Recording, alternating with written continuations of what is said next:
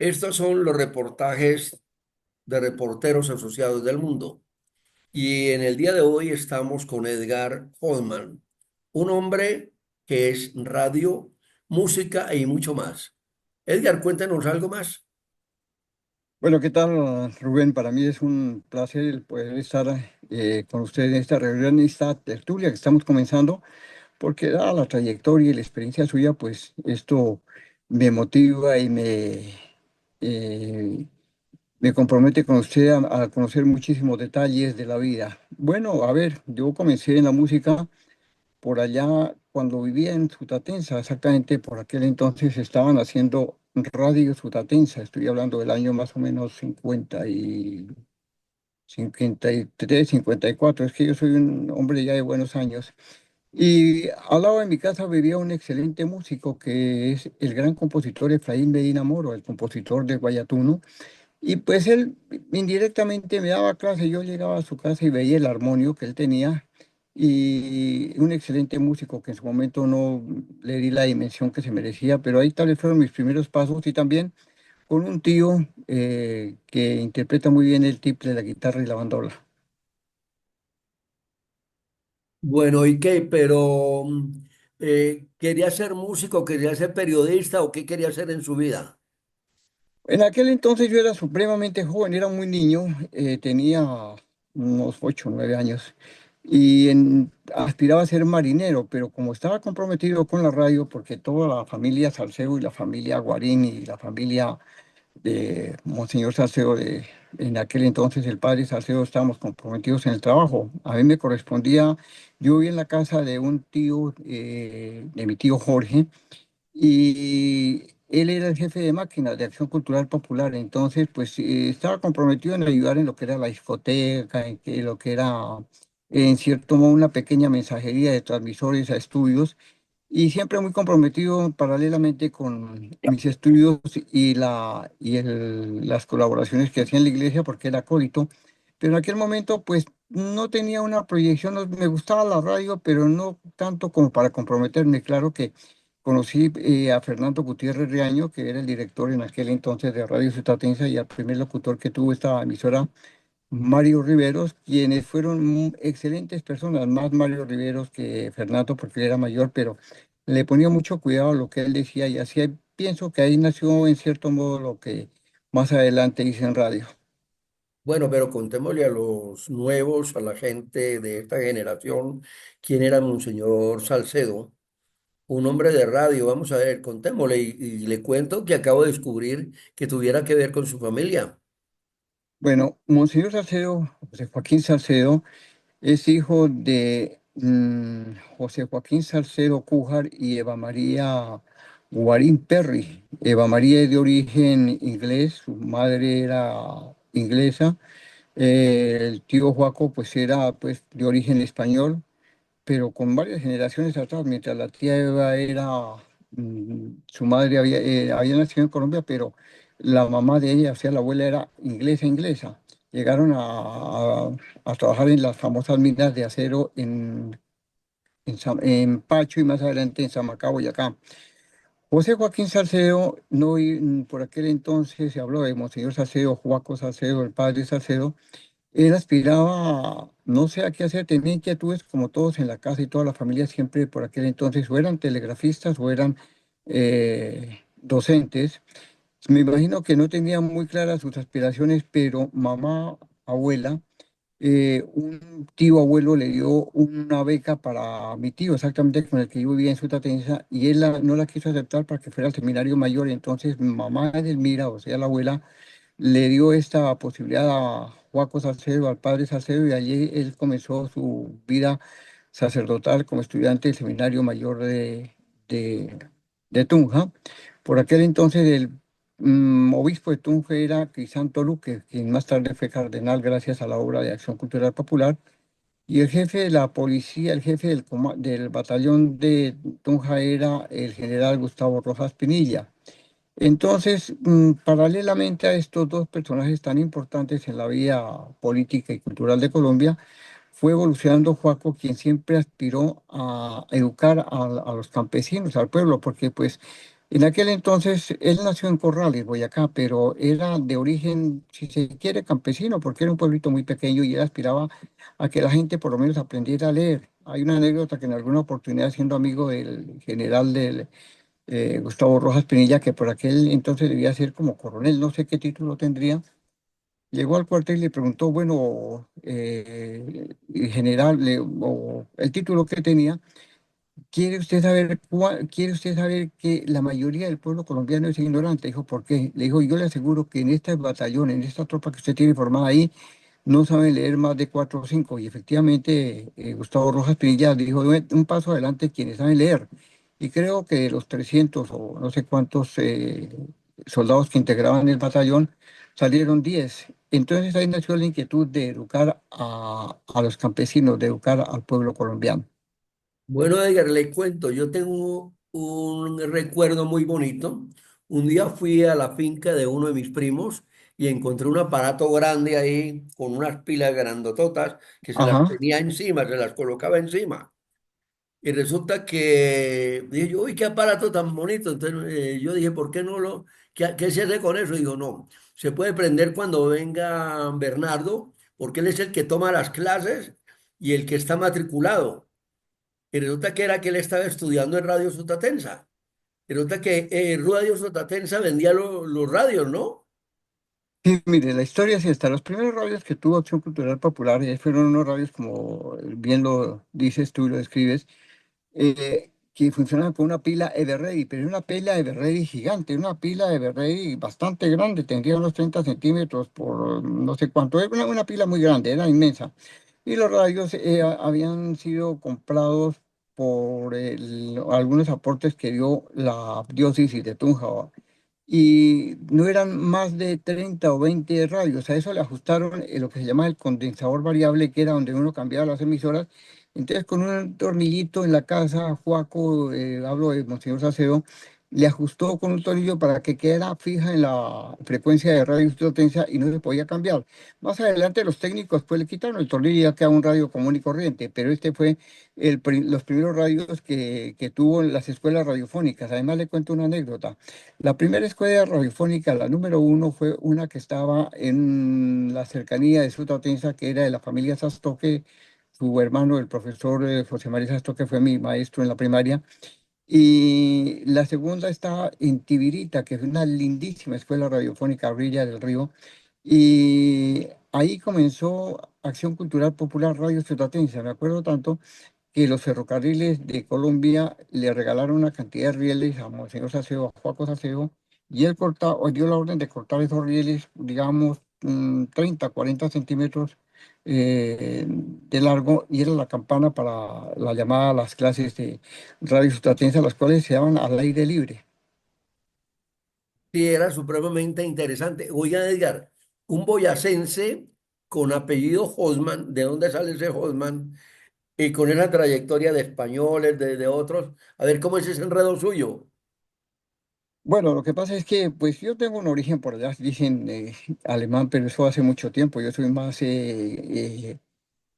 Chibcha o Muisca que cualquier persona, eso sí lo tengo claro, porque mi segundo apellido es Parra y Parra, pues es algo tendrá de sefardí, ¿no? Pero no creo. Eso yo soy 100% colombiano. Sí, seguramente tengo algún origen medio argentino, medio alemán, pero eso hace tanto tiempo que ya no está dentro de lo que es la genética mía, porque soy boyacense de pura raza, porque me crié en los pueblos más lindos de Sotatensa, uno de los pueblitos más bellos en los que vivo Yo quedé huérfano a muy temprana edad y siempre estuve al lado de mi abuela y ella como maestra y ¿Pero telegrafista. huérfano de mamá y papá o cómo? Sí, sí, sí, de mamá y papá. Y viví muchos años en la casa exactamente de Joaco Salcedo, de Monseñor Salcedo. Viví en la casa de ellos, en la de sus hermanos y en la casa de mi abuela. Entonces, por el oficio de mi abuela, que era telegrafista y docente, pues estaba desplazándose por lo que era Boyacá, de una parte a otra. Vivimos en Cómbita, un pueblito que en ese momento era un pueblito que quedaba cerca a Tunja, en Sutatensa, bueno, en muchas partes del departamento. Y tuve la oportunidad de disfrutar de esa bella niñez, adolescencia y juventud en los pueblos, sobre todo en el Valle de Tensa, porque todo lo recorrí gracias a Acción Cultural y a Radio Sutatensa. Y luego vino a estudiar a Bogotá. Yo estudié con los jesuitas porque el hermano de Monseñor Salcedo, Antonio José Salcedo, era jesuita, era un matemático puro y un ingeniero electrónico. Él fue el que construyó los primeros transmisores de Radio Sutatensa. Entonces, por su parentesco, estuve estudiando en el mismo colegio que salió graduado el general Rojas Pinilla, o sea, el José Joaquín Ortiz de Tunja, más adelante en el San Bartolomé y más adelante en la Universidad Javeriana en las facultades eclesiásticas. ¿Y qué Yo estudió? tengo- ¿Periodismo? En las facultades yo diría que sí periodismo, pero no como el periodismo que hoy en día se estudia, porque yo estudiaba muchas cosas que conllevaban a conocer lo que sería la comunicación integral, radio, televisión, pero aparte de esto tenía muchos conocimientos de filosofía y como mis maestros de aquel entonces pues eran los grandes teólogos de las facultades eclesiásticas, tenía que hablar mucho con ellos y por eso tengo un concepto muy exacto de lo que es Dios, porque el Dios para mí es el mismo Dios de Spinoza y tuve la fortuna de estudiar con unos curas que más adelante tuvieron que ver mucho con lo que fue la revolución en Nicaragua. Ellos fueron estaban estudiando en aquel momento en las facultades eclesiásticas de la Universidad Javeriana en Bogotá. Esto queda en la calle como 67, 68 con, ¿qué sería? Octava o novena. Ese es el Entonces, convento de ellos, ¿no?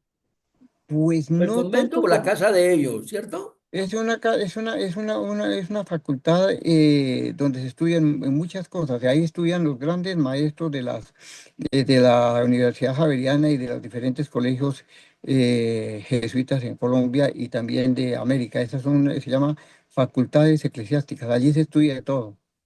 A ver, Edgar, le cuento que yo tuve el honor de estar allí durmiendo y comiendo en este sitio donde usted cuenta, porque yo fui benedictino. Ajá, no En- sabía. También Entonces tiene sus...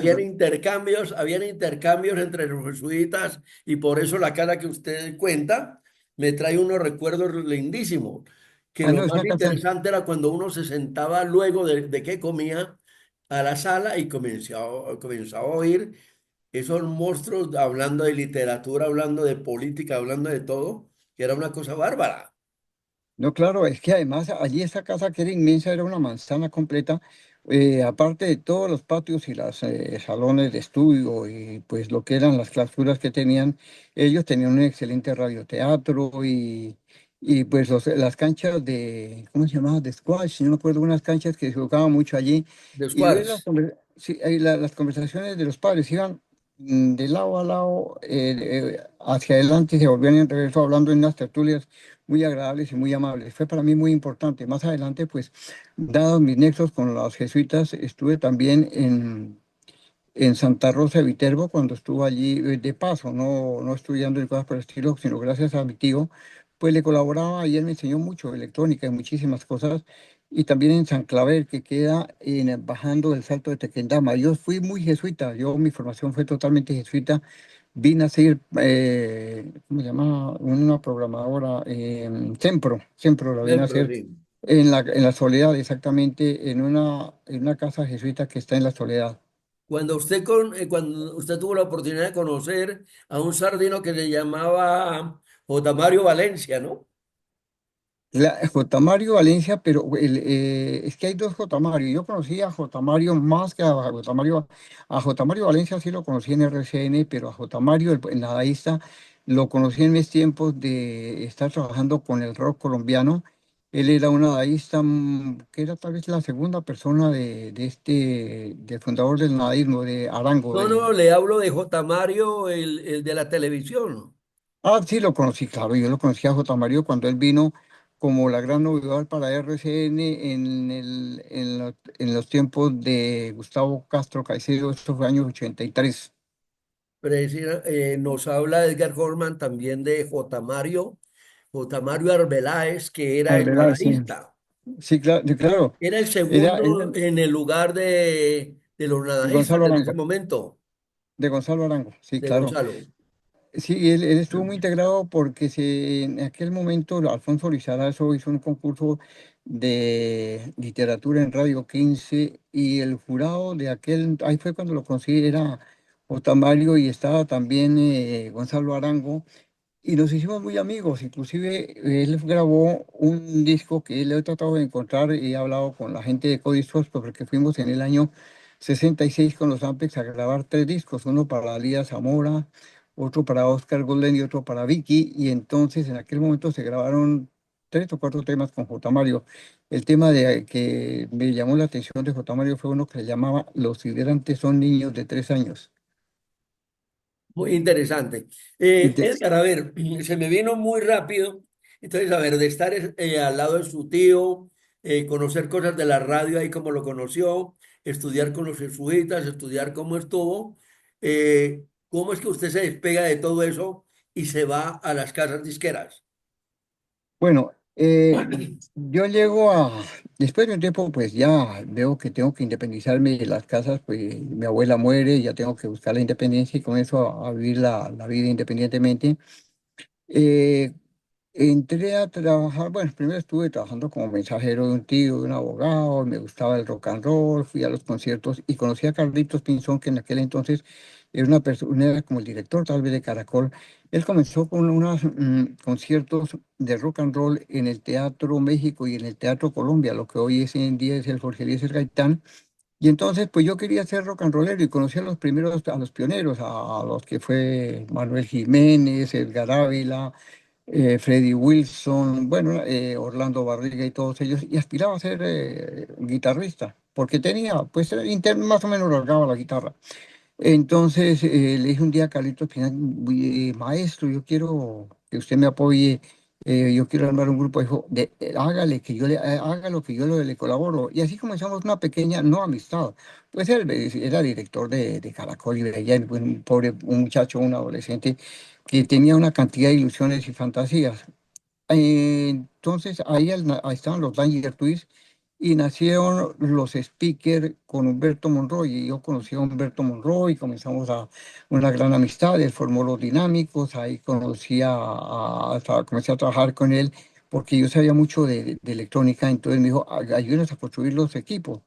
Entonces, pues con los pocos conocimientos yo intentaba hacer de los amplificadores de los tocadiscos equipos para las guitarras y así me constituí en técnico y tal vez como manager del grupo. Más adelante llegó Rodrigo García de España, trajo una organeta Philips y eso fue la gran sensación.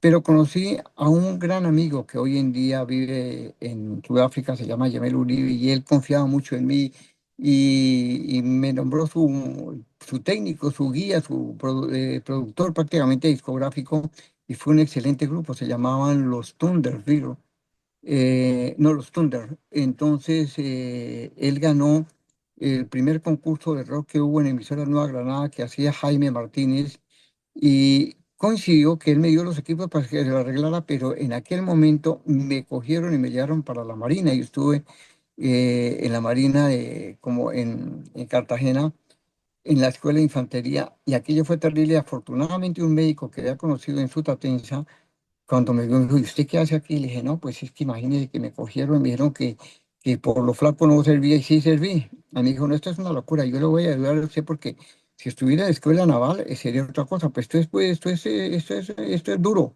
Y me ayudó y logré la baja y me vine nuevamente para Bogotá. Claro, cuando llegué después de 4 meses y el grupo sin equipos, entonces volví allá y le dije, mira hermano, qué pena contigo, pasó esto, comenzamos una muy bonita amistad.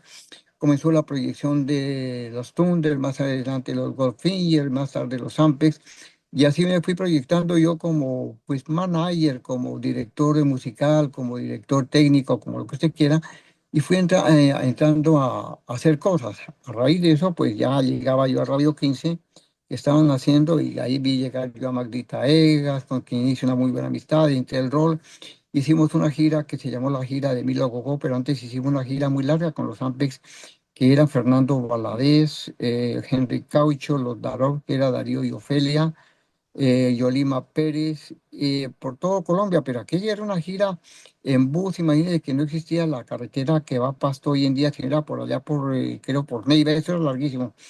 Y conocí Colombia. Después de eso vino una gira extraordinaria, para mí la mejor que se ha hecho en Colombia en su momento. Se llamó la gira de Milo Agogó, que era Oscar Golden, Harold, las chicas Agogó, Speaker, Ampex, y el animador era Alfonso Lizarazo. Hicimos una gira bellísima, estuvimos en las mejores ciudades de Colombia. Y ahí fui entrando en contacto con la radio, ya pues por mi trabajo con los grupos como coordinador, como manager, como lo que fuera. Ya tuve contacto con la radio y me fue gustando la radio poquito a poco, pero pasó un poco de tiempo para entrar de lleno, pero conocí mucho lo que era la promoción. Entonces, cuando la izquierda CBS, en el año, ¿qué sería? 71, 70, me dijo que si quería trabajar, no, antes me llamó Discos Fuentes, pero cuando me llamó Discos Fuentes yo creí que era para trabajar como en alguna parte de la producción. No me llamó, fue como técnico general de un circuito de almacén de discos que tenían ellos, que se llamaba Discorama, y ahí gané buena plata, hice mis buenas armas. Fue una empresa que me pagó bien. Más adelante me llamó CBS, pero CBS yo creí que iba a llegar allí como director artístico porque estaba Harold, o a Pero trabajar. perdón, Edgar, usted primero llegó a, perdón, primero llegó a CBS y después llegó a Philips. Mucho, uy, a Philly fue mucho después. Antes, antes estuve en Discos Fuentes y trabajando en una sección paralela que era de comercialización de discos, y más tarde estuve en CBS. En CBS trabajé, en CBS y Philips trabajé 7 veces. He sido en el mundo el que más ha trabajado. Renuncié, me echaron, pasó de todo, pero trabajé 7 veces y logré grandes satisfacciones en esta compañía, pero la compañía que estuvo más cerca de mi corazón fue Philips por los logros que se hizo y por las producciones que tuve la oportunidad de hacer. Entonces, cuando llego a CBS, llego a un departamento que se llama Departamento de Productos Especiales. Ahí estuve un poco de tiempo, pero estaban haciendo la compañía y era una compañía muy pequeña. Estaba en la calle 13 con, ¿qué sería? Como con carrera 20 o 25, no sé, encima de un almacén que se llamaba la sombrilla, el paraguas rojo. Ajá. Después de esto, pasó un tiempo, estuve en la Marina, trabajé con los grupos de rock, y un día Manuel Belón llegó y me estaba yo, no, yo trabajaba ya como otra vez con grupos, y fui a grabar una cuña de una discoteca que se llamaba Zeppelin a Radio 15, y yo había conocido a Jair Alonso en el Club del Clan. Entonces nos encontramos, tú, hermano, ¿qué es? ¿Y usted qué hace? Que no sé qué. Y entonces dijo, ¿por qué no hace radio? Le dije, no, es que no veo el objeto. Entonces me dijo, venga, presente un examen y esto. Entonces, claro, yo fui a presentar el examen para trabajar como locutor, pero me pasó algo. Había un técnico que se le decían Tachuela, que era más malo que Caín borracho. Entonces me puso, grave a ver qué dice. Entonces, pues, le abren uno el micrófono diciendo la hora, anunciando el disco, pero sin ninguna experiencia. Entonces, en esa, este tipo suelta la voz de Eucario Bermúdez, tierra colombiana, y yo siento ese chorro. Dije, no, yo, que esto hago aquí, yo me salí. Yo dije, no volví a intentarlo. Pero Manuel Belón llegó y me dijo, oye, hermano, usted que conoce tanto el rock, ¿por qué no trabaja con Discos Phillips? Allá necesita una persona que reemplace a Jorge Luis Betancourt. Y entonces yo fui a un escolar. Había estado navegando en una empresa comercial y me había retirado y había vuelto a Bogotá. Entonces, cuando me encontré con Alfonso Escolar, me preguntó, bueno, su experiencia. Dije, vea, señor Escolar, yo he manejado X y S cantidad de grupos. Entonces, cuando llegué yo a la promoción primero, me di cuenta que el concepto de promoción era muy distinta a la que yo tenía en mente, porque yo cuando manejaba los grupos de rock era convencido que lo que yo tenía era lo mejor, y yo se lo vendía a la gente como el grupo más berraco del mundo. Ya había estado yo con los speakers del Ecuador, y yo cuando iba a la radio que me invitaban decía, no, es que este es el grupo, mejor dicho, si estos equipos, si los speakers estuvieran en Londres, estarían de tú a tú con los Rolling Stones, porque estaba convencido y así vendía la idea. Entonces, cuando llegué allí, pues me encontré con un poco de música que no conocía, pero dije, tengo que comprometerle y conocer. Entonces, comencé a conocer y me encomendaron al mes, me dijeron que manejara la Fania. Yo no sabía mucho de salsas, lo único que conocía era la salsa de algo de Richie Ray, pero no era un experto. Y me dediqué a hablar con los DJs de la discoteca y escuchar, a mirar todo. y me enamoré de la salsa y logré una etapa muy bonita y muy significativa para los sellos Fania, Vaya y Cotique. Yo fui el que lancé a Rubén Blades en sus dos primeros álbumes. Bueno, es una cantidad de cosas maravillosas que logré con Fania. A raíz de los éxitos con Fania, pues hubo una serie de cosas que fueron muy favorables. Había un productor, un director artístico brasileño, Emanuel Pereira.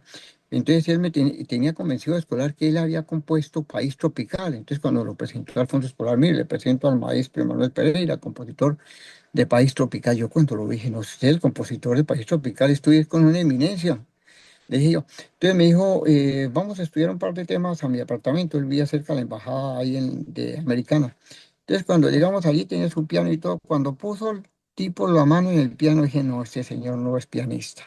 Entonces yo lo seguí escuchando y sacó, cuando volví a donde Escolar, pues siendo muy joven e impulsivo, le dije al señor Escolar, ese señor no es el compositor de País Tropical y no es la persona que usted cree que es. Entonces me dijo, ¿cómo así? ¿Y usted entonces sabe más música que él? Le dije, pues tal vez tengo más experiencia, yo creo que tengo más intuición musical. Entonces me dijo, llegó y había grabado unos temas con Paola. Entonces cuando me pasó el disco, le dije, señor Escolar, este disco tiene un defectico, esta niña está desafinada en tal parte. Y me dijo, ¿cómo así? Le dije, sí. Entonces me dijo, ¿y usted la puede arreglar? Le dije, sí. Pues le hice la mezcla y quedó bonito el tema. Entonces me dijo, usted la puede producir, y entonces la produje y tuve grandes éxitos. La mayoría de temas, las versiones al español son mías del primer álbum de ella. Luego me encomendó Silvia y Villalba, que logré muy buenos trabajos con Silvia y Villalba. Los dos directores artísticos de Silvia y Villalba fueron Eduardo Cabas y mi persona, y tuve grandes satisfacciones. Y más adelante, pues produje a Jesús David Quintana, al ¿A Quinteto usted le La tocó la Donal. negra grande o no? Claro, produje el primer álbum de La Negra Grande de Colombia, lo produje. Y está Campesino de Ciudad, que es un tema, creo que es de Eduardo Cabas, y hay un tema de Chincho Ulloa, yo no recuerdo exactamente el nombre, lo grabamos, los arreglos hay arreglos de Quique Fernández, hay arreglos, yo no recuerdo quién más, claro, excelente cantante, excelente cantante. Produje a Berenice Chávez, otra excelente cantante, produje a David Parales, bueno, a mucha, También porque con digo, ustedes estuvo Mario, ¿cómo era que llamaba? ¿El costeño? El que Mario yo le Gareña. llamo cumbia. Mario Garaña es una persona que como talento artístico es impresionante. Como persona, él era un Hasta encanto, luego. pero no, se tomaba los tragos y perdía la cabeza.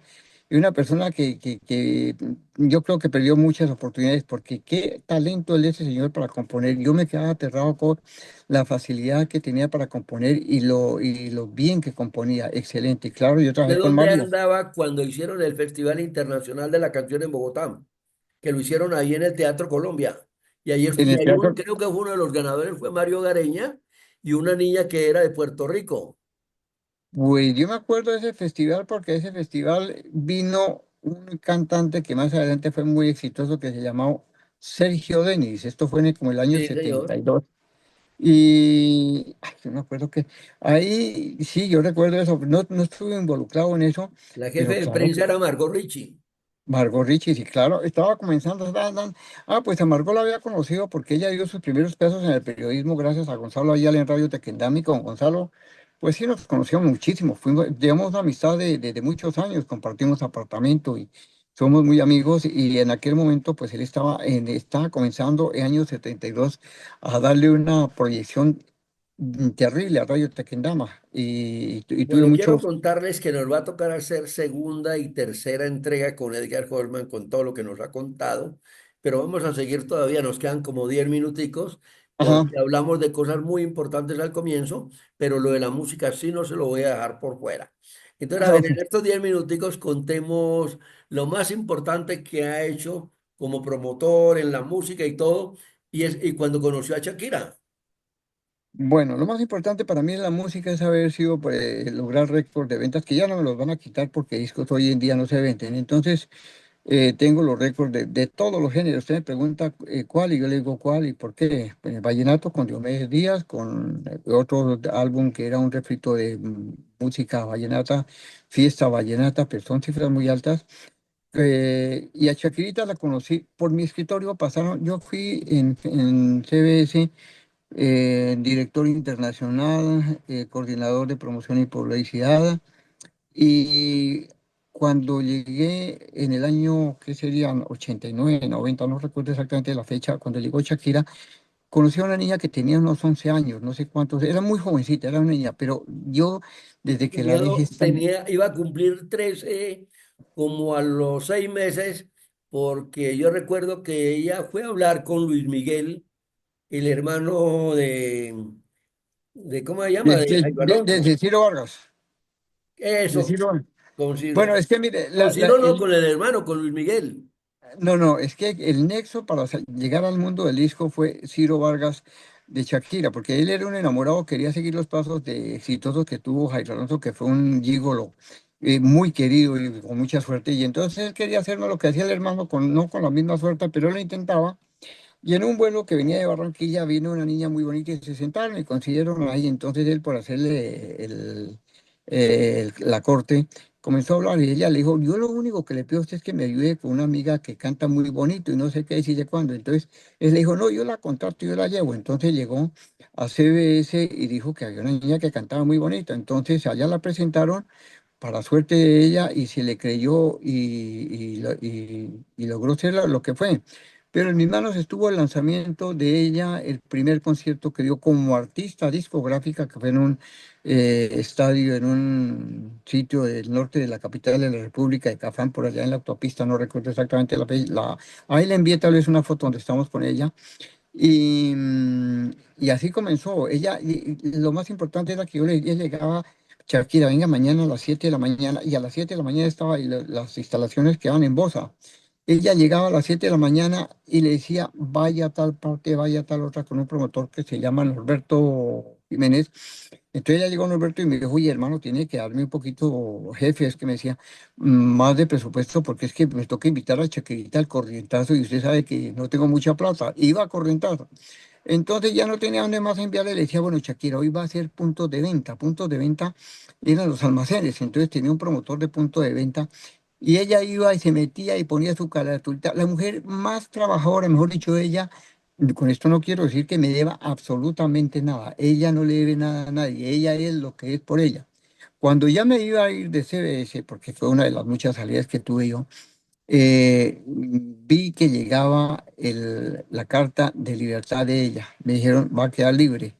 Yo, pues no podía interceder, pero dije, bueno, que van a perder esta niña va a perder una oportunidad. No, no es que yo estuviera pensando que iba a ser la gran estrella en el estilo, sino que me era como tristeza que una niña que había volcado todas sus ilusiones y todas sus fantasías en pro de su carrera, pues no la tuvieran en cuenta. Afortunadamente, llegó una producción de radioactiva, donde estaba Tito López y ¿cómo se llama? Bueno, otro muchacho, y entonces querían que les prestara el disco con los artistas que ellos creían que iban a ser el futuro de la música rock en Colombia, y en productos especiales les pusieron por condición, le hacemos el disco, pero métame este temita de Shakira.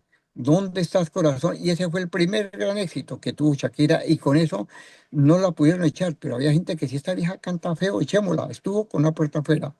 Y si no hubiera sido porque el álbum de Pies Descalzos pega en México y la CBS Internacional la coge, Shakira había salido de la compañía y seguramente hubiera sido una excelente actriz, sería una actriz no con el récord que hoy en día tiene.